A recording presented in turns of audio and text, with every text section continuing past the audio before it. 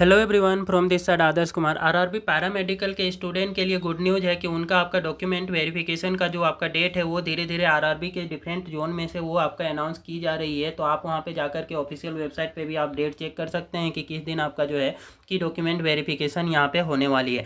और document verification की बात करें तो यहाँ पे कौन कौन से दस्तावेज आपको लेकर के जानी है उसके बारे में डिटेल में आपको बताएंगे कि क्या आपके डॉक्यूमेंट होनी चाहिए, कौन सी डॉक्यूमेंट जो है कि वैलिड मानी जाएगी, कितना पुराना डॉक्यूमेंट जो होगा कास्ट सर्टिफिकेट के लिए वो वैलिड होगा, आपका 1 साल पुराना है तो क्या एक्सेप्टेबल होगा या नहीं होगा। तो उन सारी चीज़ों के बारे में आपका डिटेल में यहाँ पे आपको बताने वाले हैं।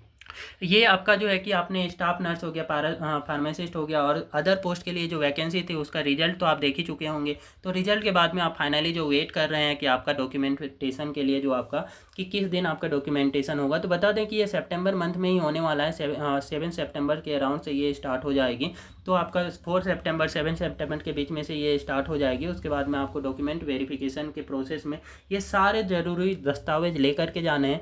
तो कौन कौन से यहाँ पे ज़रूरी दस्तावेज होंगे, तो पहला आपका यहाँ पे एजुकेशनल सर्टिफिकेट है। तो जो भी एजुकेशनल सर्टिफिकेट में आपका क्या क्या रिक्वायर्ड होगा, तो 10th का मैट्रिकुलेशन सर्टिफिकेट चाहिए, 10वीं पास का आपका जो सर्टिफिकेट है डिग्री सर्टिफिकेट वो लेकर के जानी है, फाइनल मार्कशीट लेकर के जानी है। और ये आप 12th का भी इंटरमीडिएट का भी यहाँ पे सर्टिफिकेट लगेगा, उसका भी डिग्री सर्टिफिकेट लेकर के जाएंगे और साथ ही आपका फाइनल मार्कशीट भी लेकर के जाएंगे। ओरिजिनल डिप्लोमा और डिग्री सर्टिफिकेट भी यहाँ पे रिक्वायर्ड होगा पैरामेडिकल के लिए। तो ये पैरामेडिकल का जो पोस्ट के लिए आप अप्लाई किए हैं तो उससे रिलेटेड आपका जो कोर्स कर रखे हैं तो वो आपको उसकी भी ओरिजिनल डिग्री सर्टिफिकेट लेकर के जानी है। तो ये रहे आपके क्या यहाँ पे एजुकेशनल सर्टिफिकेट है। Marksheet of the all semester years, जितने भी आपका जितने सेमेस्टर थे सारे सेमेस्टर के मार्कशीट रिक्वायर्ड होंगे। तो ये सारे डॉक्यूमेंट हैं जो कि नीडेड है। अब आगे की बात करें तो आगे हमारा जो है कि डेट ऑफ बर्थ के ये आपका रिक्वायर्ड होगी, proof of date of birth. तो प्रूफ कौन सा रखा जाएगा आपका डेट ऑफ बर्थ के लिए, तो ओरिजिनल बर्थ सर्टिफिकेट आपके पास होना चाहिए या मैट्रिकुलेशन की जो सर्टिफिकेट है, 10th की जो मैट्रिक की जो सर्टिफिकेट है वही आपका डेट ऑफ बर्थ के लिए आपका सर्टिफिकेशन मांगा जाएगा। तो उसके लिए ज़्यादा प्रॉब्लम नहीं होगी, आप 10th का जो सर्टिफिकेट है वो लेकर के जाएंगे तो उससे दिक्कत आपकी नहीं होगी। वो ही आपका मान ले कि किसी का ओरिजिनल बर्थ सर्टिफिकेट नहीं है तो उसको 10th का ही मार्कशीट लेकर के जाना है, वही वैलिड माना जाएगा। ओके। कास्ट सर्टिफिकेट की बात करें तो कास्ट सर्टिफिकेट में यहाँ पे ओरिजिनल सर्टिफिकेट आपको एसटी, एससी, ओबीसी ये कास्ट सर्टिफिकेट में लेकर के जाना है। जो भी कैंडिडेट ईडब्ल्यूएस कैटेगरी से बिलोंग करते हैं ईडब्ल्यूएस वालों के लिए इनकम सर्टिफिकेट लेकर के जानी है, वो भी आपका पुराना 6 मंथ से पहले का होना चाहिए तो आपको यहाँ पे वैलिड होगी। तो अप्रैल मंथ में फाइनेंशियल ईयर होता है तो अप्रैल मंथ के बाद का बना हुआ होना चाहिए तभी जा कर के ये वैलिड होगा। तो जिन भी कैंडिडेट ने नहीं बनाया है तो वो आपका तत्काल के ये बना लेंगे तो जा कर के आप यहाँ पे कि समस्याएं नहीं फेस करनी पड़ेगी। अदरवाइज ईडब्ल्यूएस में इनकम सर्टिफिकेट नीडेड होता है। डिसेबिलिटी सर्टिफिकेट की बात करें तो डिसेबिलिटी सर्टिफिकेट आपके पास में होना चाहिए फिजिकली हैंडीकेप्ड वाले जो भी कैंडिडेट हैं और इसका बेनिफिट गेन करना चाहते हैं तो मेडिकल अथॉरिटी द्वारा इशू जो आपका डिसेबिलिटी सर्टिफिकेट होता है पीडब्ल्यूडी कोटा का, तो वो आपके पास होना चाहिए, तब जा कर के आप फिजिकली हैंडीकेप्ड का बेनिफिट ले सकते हैं। आइडेंटिटी प्रूफ में आपका वैलिड गवर्नमेंट आईडी होना चाहिए, आधार कार्ड या पैन कार्ड। तो ये ज़रूरी दस्तावेज हैं तो ये ले करके ही जाना है आपको। और इसके साथ ही साथ आपको पासपोर्ट साइज फ़ोटोग्राफ लेकर के जाना है, एटलीस्ट 3 से 6 रिसेंट फोटोग्राफ लेकर के जाना है, नॉट ओल्डर देन 3 मंथ, है ना, 3 महीने से ज़्यादा पुराना नहीं लेकर के जाना है। तो 6-7 आप जितना भी ले जाना चाहें ले जा सकते हैं, ठीक है। फ़ोटो में तो आपको एटलीस्ट ज़्यादा से ज़्यादा फ़ोटो लेकर के जाएँ तो वो तो फ़ोटो तो आपके ही काम का रहेगा। अब बात करें कि ई कॉल लेटर का, तो ई कॉल लेटर में आपका कौन सा लेकर के जाएंगे, तो जो ई कॉल लेटर जो डॉक्यूमेंट एग्जामिनेशन के समय आप लेकर के गए थे उसका भी प्रिंट आउट ले लेना है, ठीक है, और वो लेकर के जाना है। और यदि रिसिप्ट मिली है तो रिसिप्ट लेकर के जाना है। तो ये सारे आपके ज़रूरी दस्तावेज हैं यहाँ पे।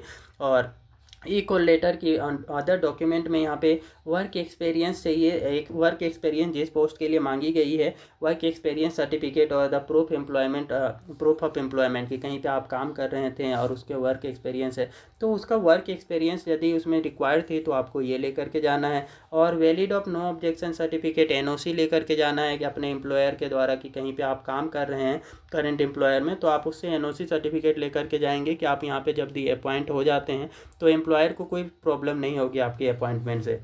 अदर गवर्नमेंट एम्प्लॉय हैं जिस सेक्शन में आप काम कर रहे हैं तो वहाँ से एनओसी लेकर के जाना है। तो community declaration form of the other specific annexes mention in the equal letter. Equal letter में जो आपका कम्युनिटी डिक्लेरेशन फॉर्म है उसका भी प्रिंट आउट ले लेना है, उस फॉर्म को भी फिलअप करके आपको ले जाना है।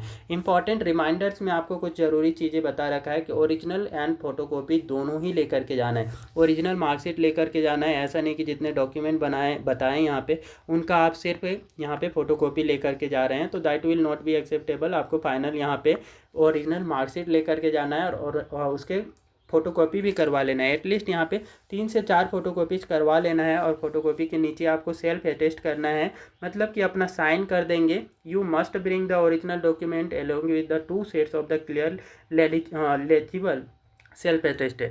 अपना साइन करके वो सेल्फ अटेस्ट करके वो सारे डॉक्यूमेंट ले जाने हैं। फोटोकॉपीज ऑफ द इस डॉक्यूमेंट A4 साइज का पेपर में होना चाहिए।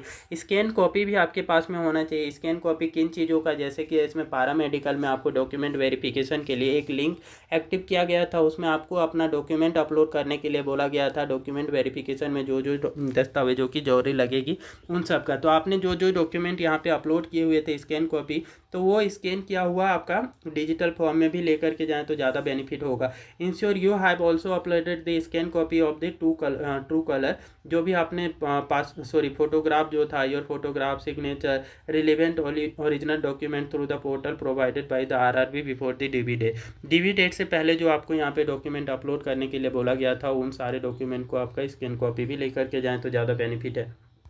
अब चेक इक्वल लेटर में आपको क्या क्या चीज़ें करनी है। The definitive and the complete list of the document required DB is provided in the official equal letter issued by the your specific railway recruitment board. तो आपके रेलवे रिक्रूटमेंट बोर्ड, जिस बोर्ड से आप बिलोंग करते हैं, वहाँ पे equal letter में आपका ये सारे डॉक्यूमेंट जो दस्तावेज रिक्वायर्ड होंगे उसमें आपका लिस्टिंग है, तो उसको लेकर के जाना है।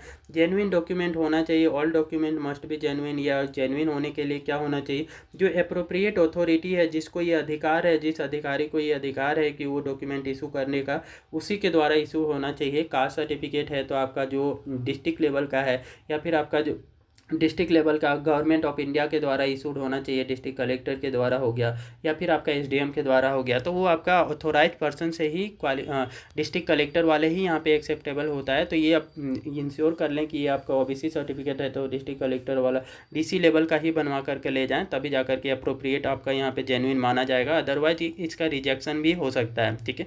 और पुराना डॉक्यूमेंट नहीं होना चाहिए। OBC के लिए मैक्सिमम 1 साल पुराना है, ठीक है, तो एक्सेप्टेबल होगा। लेकिन अभी financial year new financial year का बनवा करके ले जाएंगे तो ज़्यादा बेनिफिट होगा।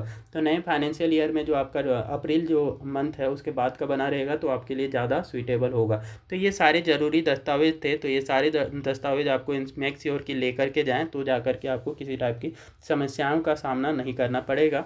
तो ये वीडियो आपको कैसी लगी है कमेंट सेक्शन में हमें कमेंट करके ज़रूर बताएं, और ये वीडियो अच्छी लगी है तो कृपया वीडियो को लाइक करें, शेयर करें और चैनल को सब्सक्राइब कर लें।